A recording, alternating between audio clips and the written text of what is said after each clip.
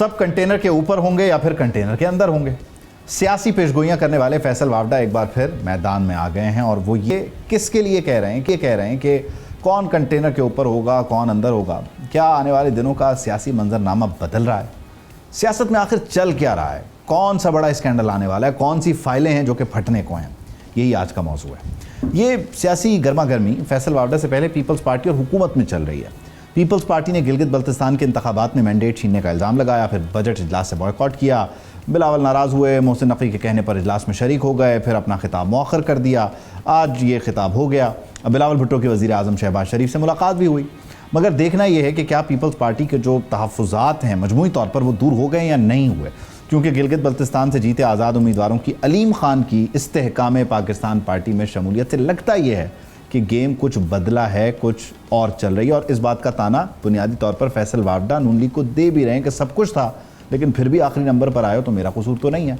अच्छा, इस सब टेंशन के बीच जो मुस्लिम लीग नून के लिए है, एमकेएम पाकिस्तान ने भी एंट्री दी है और बुनियादी तौर पर अपने जो तहफ़्फ़ुज़ात हैं वो सामने रख दिए हैं। मुस्लिम लीग नून के उनकी रेड लाइन भी उन्होंने डिफ़ाइन की है, कामरान टेसोरी, और वहीं साथ ही साथ वजारतों का मामला भी है। 140A में तरमीम चाहते हैं, बल्दियात के निज़ाम को मजबूत करना चाहते हैं। लेकिन इस सब में ये सारी चीज़ें बहुत पीछे चली गई क्योंकि फैसल वावडा बुनियादी तौर पर कुछ नया लेकर आए हैं और वो कनेक्ट कर रहे हैं इन सारे मामलात को सोहेल वड़ाइच के कॉलम के साथ। और उसके बाद वो जो 2.5 साल फार्मूला है उस सारी सूरत हाल को लेते हुए तो इंटरेस्टिंग हो गया।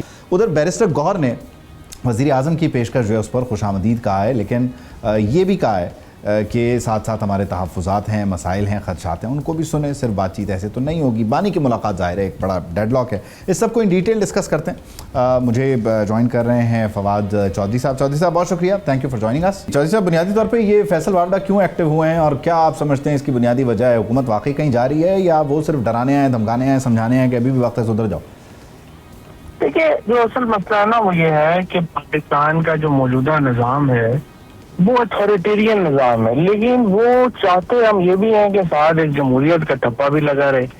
अब ये एक बेसिक नॉर्मली है इस सिस्टम के अंदर और वो रिजॉल्व हो नहीं रही, वो और एक्चुअली बढ़ रही है। उसकी वजह ये है जो आपका इकोनॉमिक क्राइसिस है वो और बड़ा होता जा रहा है। सो एक पॉलिटिकल क्राइसिस है जहाँ पे इलेक्शन नहीं हुए और इलेक्शन के बगैर ही फॉर्म 47 के ऊपर जो है वो क्या पार्लियामेंट बन गई और लोगों में पार्लियामेंट का आपस का कोई कनेक्शन ही नहीं है। और अब उस जो इकोनॉमिक क्राइसिस है वो इस पॉलिटिकल क्राइसिस को रोज बढ़ा रहा है। अब फैसल वावडा हो या जो भी बंदा बात करता है कि हुकूमत जा रही है वो फौरन पॉपुलर हो जाता है। और जाहिर है कि फैसल ने या जो बात है वो कहीं सुनी तो होगी ना, उन्होंने खुद अपनी तरफ से तो नहीं ये बात कही। जाहिर है कि वो जिन सर्कल्स में बैठते हैं उठते हैं उन सर्कल्स में ये बातें हो रही हैं जिसकी वजह से फैसल वावडा टीवी पे आके कर रहे हैं और उसको पजीराई इसलिए मिल रही है कि अवाम भी यही चाहती है कि ये सिस्टम जाए, हुकूमत खत्म हो और एक जो मुंतखब हुकूमत है वो आए, क्योंकि हुकूमत बड़ी अनपॉपुलर है। तो ये सारे फैक्टर्स मिल के इस जो मामला है उसको बढ़ा देते हैं। अच्छा, इसमें चौधरी साहब आप क्या समझते हैं कि फैसल वावडा का कोई पर्सनल ग्रज है? क्योंकि वो राना सनाउल्लाह तो ये कहते हैं ना कि हमने तो कहा इनको कि जी इनको कुछ दें, इनको कुछ नवाजें क्योंकि दूसरे शख्स के पास सब कुछ है। तो आप समझते हैं वो वाला मसला ही है या ये वाकई उनकी कैलकुलेशन और वो राइट लोगों में बैठ के ये तज्जिया आखिज कर रहे हैं कि हुकूमत जा रही है? ये पर्सनल ग्रज भी होगी, जाहिर है कि वो समझते होंगे कि मुझे जो है वो जो मेरा हक था वो इससे ज्यादा था, वो मुझे नहीं मिला। लेकिन इस हक के बावजूद जो है जो फैसल को जानते हुए वो सारी बातें अपनी तरफ से तो नहीं करते। और जाहिर है कि और भी बहुत लोग हैं जिनको ग्रज है। फॉर एग्जांपल पार्टी के अंदर बड़े लोग हैं जो समझते हैं कि उनके साथ ज्यादती हुई है लेकिन वो बात नहीं करते हैं। लेकिन जाहिर है कि जिन सर्कल्स में फैसल वावडा साहब उठते हैं, बैठते हैं, बात करते हैं, उन सर्कल्स का एक जो आप समझिए कि माइंडसेट तो आपको मिलता है ना उन बातों से, जहाँ पे भी उनका जो अप्रोच है। और जाहिर है कि वो और मोहसिन नकवी साहब जो है वो अब तक आप देखिए इस सिस्टम के अंदर जहाँ पे आप इंडिपेंडेंट सेनेटर बन ही नहीं सकते, वो इंडिपेंडेंट भी सेनेटर बन के बैठे हैं और जिस तरह से बैठे हैं वो भी, तो जाहिर है कि सिस्टम के बेनिफिशरी हैं, लेकिन वो अचीव नहीं कर सके जो वो कर सकते थे। अच्छा, इस सब में मैं एक चीज़ को डिकोड करने की कोशिश कर रहा हूँ कि अगर सब कंटेनर के ऊपर है तो चले, वो तो एक चीज़ समझ आती है, वो तो पीडीएम फार्मूला था। सब कंटेनर के अंदर जाएंगे तो फिर दूसरी तरफ कौन होगा? यानी क्या पीटीआई के लिए वो कोई बता रहे हैं, वो कोई हिंट कर रहे हैं कि मामलात आसान हो रहे हैं, या इसी कंटेनर में पिक एंड चूज़ होगा? जो वो 500 लोगों की भी बात कर रहे हैं, उन 500 के अलावा जो रह जाएंगे वो फिर रूलिंग एलीट होगी।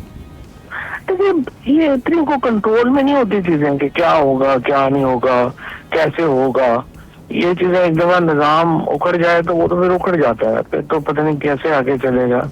लेकिन फिलहाल जो स्टेबिलिटी है सिस्टम में वो जुड़ी हुई है। सोहेल वाइस साहब ने जिस तरह से ये लिखा है कि वो इकोनॉमिक स्टेबिलिटी से जुड़ी हुई है। आप इकोनॉमिक स्टेबिलिटी लाते हैं तो फिर चीजें जो है वो बेहतर होंगी। अगर इकोनॉमिक स्टेबिलिटी नहीं आती तो चीजें खराब होंगी, डिटेरिएट होंगी। बाकी तो पाकिस्तान में जाहिर है कि जो जो लोग इस निजाम का हिस्सा नहीं है, जो ज़ाहिर मेजोरिटी नहीं होगी, वो मुतमईन तो नहीं है। और जो इस वक्त नून लीग ने अब पीपल्स पार्टी का जो असल क्राइसिस है वो ये है कि they are miserably fail to give their shoulder to establishment, जिसके ऊपर जिन्होंने उनके ऊपर इतना एहसान किया, वो उन्हें कोई भी सहारा नहीं दे पा रहे सियासत के अंदर। और ये जो एक पीपल्स पार्टी और नून लीग की नाकामी है वो रोजाना मजीद प्रेशर बढ़ा रही है एस्टैब्लिशमेंट के ऊपर कि आपने जो टीम चुनी है वो बहुत ही नालायक है और वो डिलीवर नहीं कर पा रही। ठीक है, बहुत शुक्रिया। फवाद चौधरी साहब हमारे साथ मौजूद थे, थैंक यू। बीच एक अहम डेवलपमेंट ये है कि वज़ीर आज़म जो कि बार बार ये कहते रहे कि मुज़ाकरात होने चाहिए, मुज़ाकरात की उन्होंने दावत भी दी है। इस बार बैरिस्टर गौहर ने उन्हें कहा है, जवाब दिया है, लेकिन ज़ाहिर है उन्होंने अपने तहफ़्फ़ुज़ात की एक फ़हरिस्त भी साथ पेश किया। सेनेटर हुमायूं मोहम्मद साहब पाकिस्तान तहरीक इंसाफ से हमें ज्वाइन करें, उन्हें शामिल गुफ्तगू करते हैं। सेनेटर साहब, थैंक यू, बहुत शुक्रिया आपके वक्त का। यकीनी तौर पर ये जो सारी सूरत हाल है बड़ी दिलचस्प है। एक दरार भी है पीपल्स पार्टी नून लीग के दरमियान, नज़र आती है लेकिन नज़र नहीं भी आती। इस बीच आप समझते हैं कि ये राइट टाइम है पेनिट्रेट करने का मुस्लिम लीग नून के साथ अलाइनमेंट का, या आपकी जो तहफ़्फ़ुज़ात की और ख़दशात की फ़हरिस्त है वो फ़हरिस्त ही रहेगी, उस पर से आपको कुछ मिलेगा नहीं, कुछ अचीव नहीं कर सकेंगे आप? बिस्मिल्लाहिर्रहमानिर्रहीम, या का नाबुदो या का नस्तईन। देखिए, जब मेरी अपनी जो असेसमेंट है वो ये है कि बेसिकली असल जो इनके दरमियान इख्तलाफ है ना, वो बेसिकली जो पावरफुल तबका है ये उनसे कुछ लेना चाहते हैं पीपल्स पार्टी वाले। पावरफुल तबके ने उनको बता दिया कि भाईजान, आपकी सबसे ज़्यादा सीटें होने के बावजूद हमने जो वहाँ पे आज़ाद लोग हैं उनको हमने दे दिया है as a capacity payment to IPP, जो वो इस्तेकाम पार्टी है उसको हमने दे दिया है। वो हमने उनको capacity payment they the. That means you do not matter, your strength do not matter.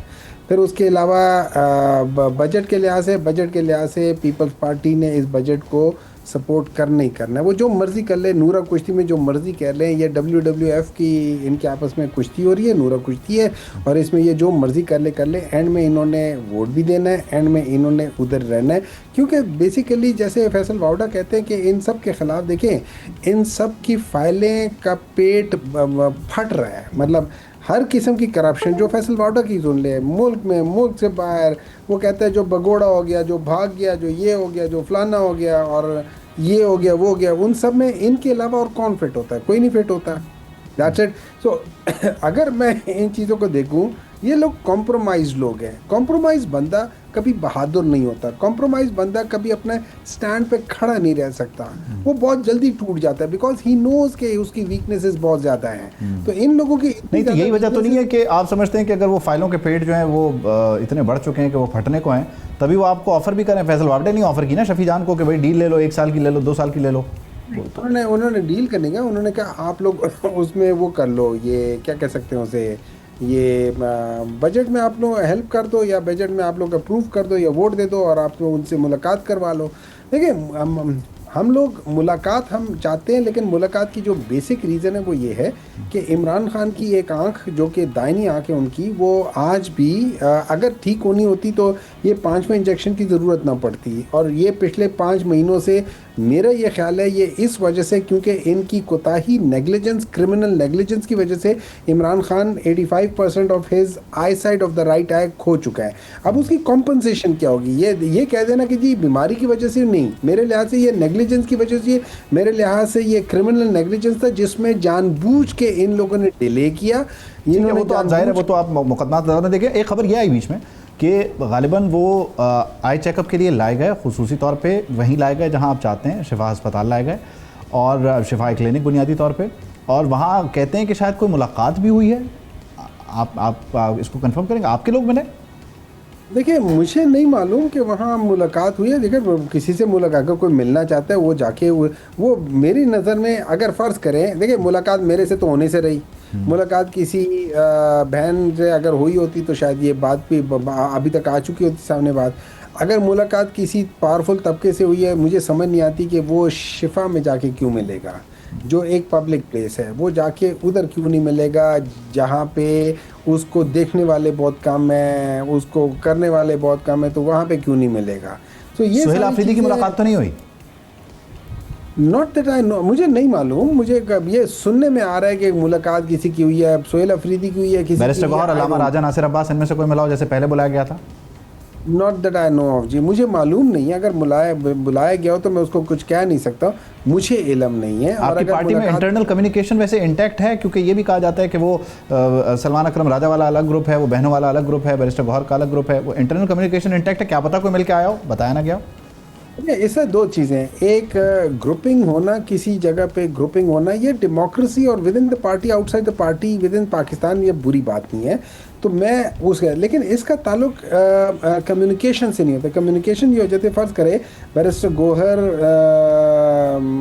Salman राजा साहब, ये दोनों, अब ये दोनों हैं बहनों का। मैं इसलिए नहीं करता कि उनका पॉलिटिकल पार्टी से कोई ताल्लुक नहीं है, तो इनको अगर मैं करता हूँ, ये आपस में कम्युनिकेट नहीं करते, मतलब आपस में कम्युनिकेट करते as an two different groups, वो अलग बात है। लेकिन when it comes to the party policies, वहाँ पे इनकी कम्युनिकेशन डेफिनेटली होती है, सबकी होती है, वो और चीज़ है। तो अगर वहाँ पे, अगर मेरी नज़र में फ़र्ज़ करे कोई लोग जाके मिले हैं, 100 बिस्मिल्लाह। अगर वो नहीं बता रहे, बहुत अच्छा कर रहे हैं, क्योंकि गंद करने वाले लोग ज़्यादा होते हैं और चीज़ों को ठीक करने वाले लोग बहुत कम होते हैं। तो अगर नहीं बता रहे किसी वजह से, तो पार्टी में ऐसा कौन है जो चीज़ों को ठीक करने के लिए मुलाकात कर सकता है आपकी राय में?